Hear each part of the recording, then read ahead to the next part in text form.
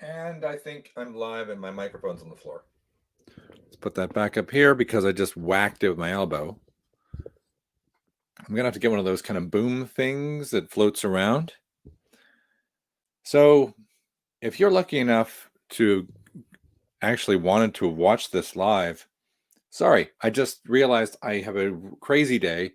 It was 3:15 and I thought, you know what? I have to do this now because it's the only time slot I've got. Let's just dive on in. So nobody's going to get to see this live. Hopefully you'll watch it after the fact. But it's day 20, and wow, let's think about what we've had in the past. This day 20 of the Honest Brew Ultimate Advent Calendar, and I haven't even got my other monitor up, so I can what I would normally use to share. Let me bring that up separately. I just got a weird thing in my throat. It's been crazy. We had a brand new brewery. That was it. We had a brand new brewery yesterday that we didn't necessarily know of, and it was delicious. It was absolutely crushed it. So I'm pretty pleased and kind of hoping that I get something good today. Now I have tomorrow off. I have Monday off. So I am granting permission to the Honest Brew calendar gods to give me something that all bets are off. Do whatever you want. Do your worst. That would be great. I don't mind.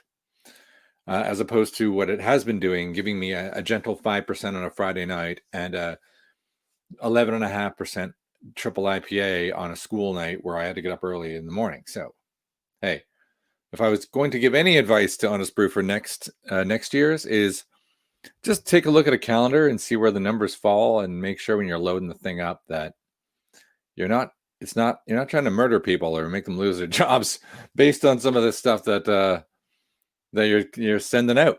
All right, let's share up the screen, and I'm going to move a few things around so that you can play along with me. And where have I done? There it is. Let's share that screen. I have one less screen than I normally have going on at the moment. Ba-boom! There it is. The Ultimate Advent Calendar, the low price of £109 if you're not living in England. Like I've got a regular viewer, Wally from Fermented Nerds. He probably looks at that price and just wets the bed a little bit because it's cuckoo, right? But I noticed this. This is, let me see if I can find it on Honest Brew. The Tastes of Tomorrow was how we started the first 6-7 days. I think 6 days were all Tastes of Tomorrow. So let's see if I find that as a group. Tastes Tomorrow. 6 beers. That's it. First 6 days. These were the beers we got. And this is it. These were them. Look at that. $43.90. That's almost half the price of the whole box. Was the first 6 days of 24 days. And it hasn't let up. So actually, that kind of makes this thing seem like a pretty good deal now, even though it's still crazy expensive. All right, awesome. Then I'm going to flip to camera 2, right here. Got the good camera working today, which I'm very pleased about. What the heck is that? Oh, an advertisement. Gee, thanks.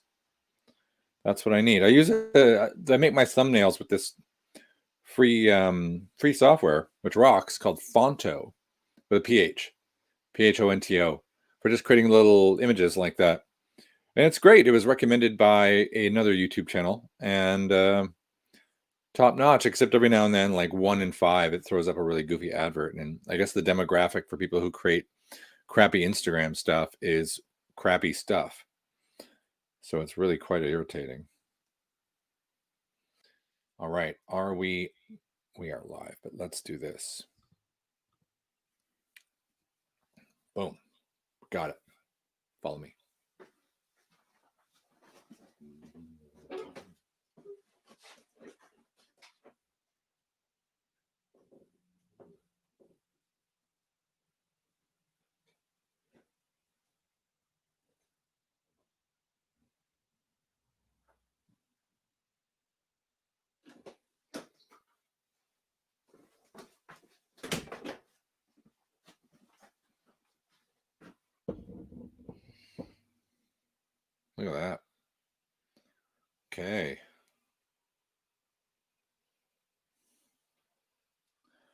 At a glance, this looks like I got my wish. Not necessarily my wish, but I gave some permissions out, and we have a Puhasta, probably. I've reviewed a few of these. I'm pretty sure there's a lot of great stuff from them, and they always have kind of kooky / creepy art, which they absolutely have done it again. I want to say it's Estonian, but I gotta check it out. Estonia has a lot of really good breweries. Have I been there? Have I been there? I don't think I have been there. I think pretty much no. So this is called Potito Potato, whatever potito means. It's a Baltic porter because it's from the Baltics. It's a 9.5%. And it is a cold winter day. A Baltic porter brewed with potatoes and cardamom. I'm not a big fan of cardamom. It's popular in curries and things, so it could have a pretty weird taste. Might be amazing, certainly challenging. Already going to get points for uniqueness. Let's learn a little bit about these guys. This is the first one from them in the advent calendar. So let me just dig into. I always get that song by Rammstein in my head. "Who hast mich" or "Du hast mich." If you don't know Rammstein, that would probably seemed really weird what I just did, but look it up. All right, this is a great example of a killer website. Check that out. Huh? Nice, right? Look at the art. That is beautiful. Let's see if we roll down. Beer, brewery, shop, contact files. Core range. I don't know if this one's going to be there. I think it's going to be a seasonal or something, and maybe it won't be in the core, but let's remind ourselves. Potato. Should I just search? It's not there. I didn't think it would be there. Let's go with beer again and go for seasonal, because why wouldn't it be seasonal? I like when it's special. There it is. We got it. Potatoes and cardamom. We get to see Magnum hops, Cascade hops, Pale Ale, Munich, Brown, Carafa Special, 3 and 2. Wow, Crystal Dark, caramel, and some potato. What's that bringing? Maybe a bit of sugar, a bit of starch, I don't know. That's interesting.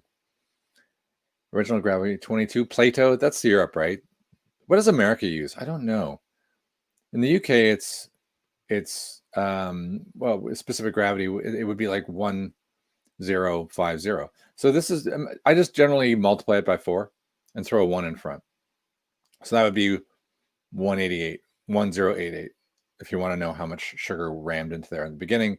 1022 to finish. So a little bit of sweetness left over from this porter, and we should have a reasonable amount of boozles, which we do at 9.5.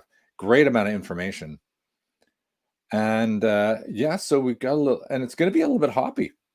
So it's gonna have maybe a little bit of IPA profile, but I think some of the bitters from there will lengthen the flavor from the malts and cardamom. So cardamom. Let's just do this quick and see what we get, so we don't get anything weird. Fabulous. A Wikipedia page comes to save the day. So if you're not familiar with, I gave you money. Cardamom or cardamom, depending on what country you're from, right? It is, I associate it. I hate the seeds. If you get a curry or something, you get an actual seed in your mouth. It's like, ugh. But I have heard about it used in beers before. I'm pretty sure I've had it once or twice, but not quite in this kind of style. So there's a little bit of introduction to that. Let's get rid of that now. Let's give you a slightly better look at the bottle, because we want you to be with me as we size up the art. Very neat, right? Let's and creepy, and look at the metallic Puhasta. I like that. And look at this. Look at this creepy guy. Holy moly, right? All right, drink the beer, have nightmares. Potato farmer with the guy with a bag on his head. Like, I don't know what's going on. It is nightmarish. Oh, there I am. So I just gotta dial that back. Let's crack it. with the opener, which is, there we go. Always, when in doubt, always have one in your keychain. God. Oh, let's do this. It is a cold yet sunny Sunday afternoon in the United Kingdom. That smells sweet. Very. Oh my God. All right. A lot of malt. If I told you I was smelling potato, I would be lying, because what is that offering? But am I getting cardamom? That's a really pretty aggressive flavor. I'm not getting on the nose. Basically, I'm getting seven flavors of crystal malt and caramel.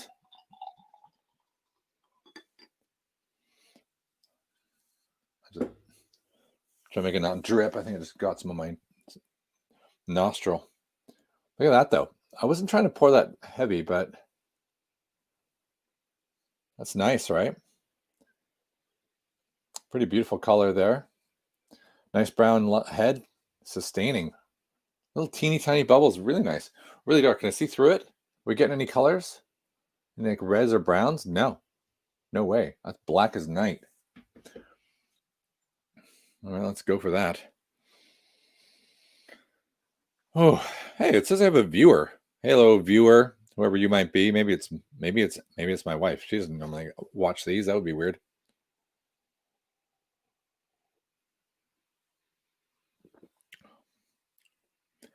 All right. We're gonna let that settle in. It's got a very strange aftertaste. The hop profile, the Magnum and the Cascade, that's kind of doing what I expected. It's just carrying a really long bitter, which is kind of being backstopped by the by that pretty incredible and pretty sweet malt profile. But am I getting cardamom? Don't know. Am I getting potato? I don't know. Let's try again. Am I getting alcohol? Yeah. This isn't sneaking up on you.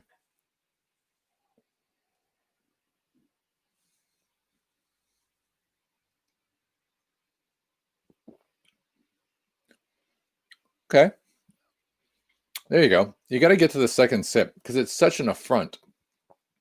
It's just an army of heavy malt flavors that come in and assault your palate. And then you get the following hop finish, and it's like, what the? You got to take 2, maybe 3 sips. Let's try that. Before you even come close to getting anything that tastes like cardamom. Now you're getting cardamom all across the front of your tongue.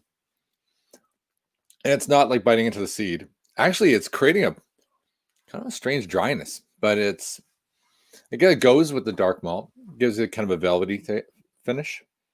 How's the mouth feel? One more.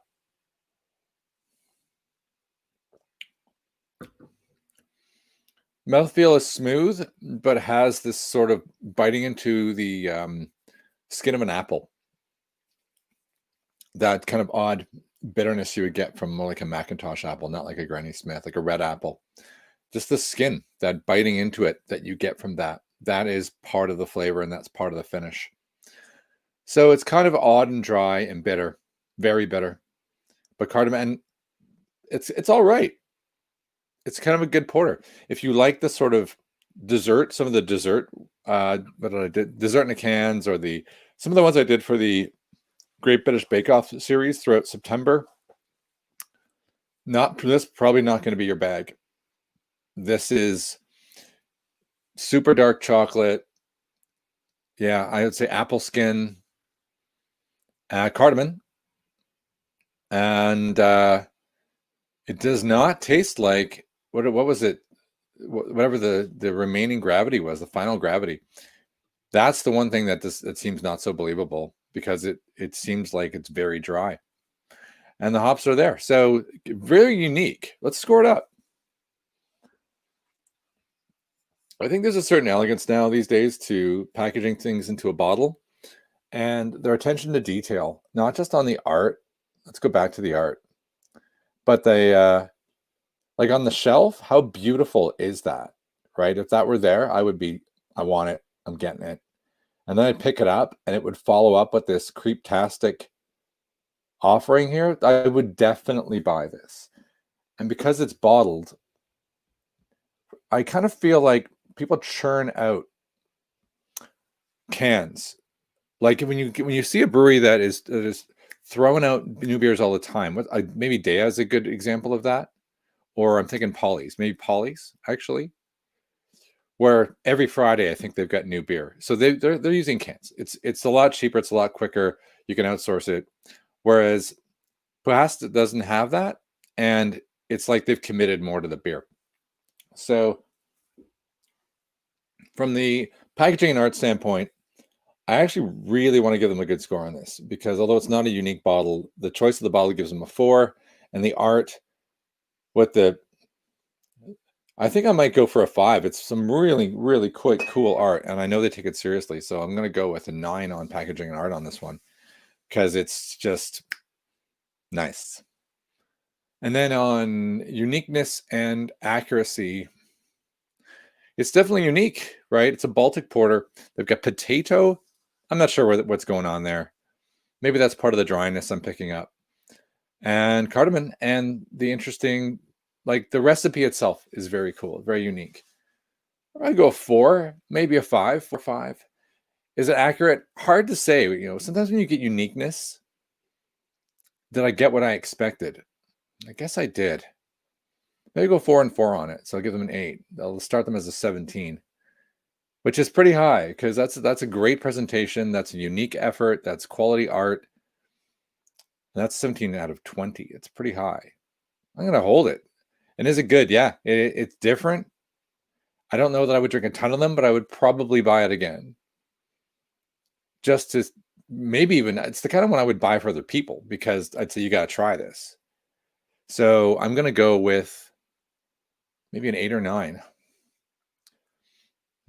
I like it. And I was unsure about only giving it a score. So I'm going to go 9.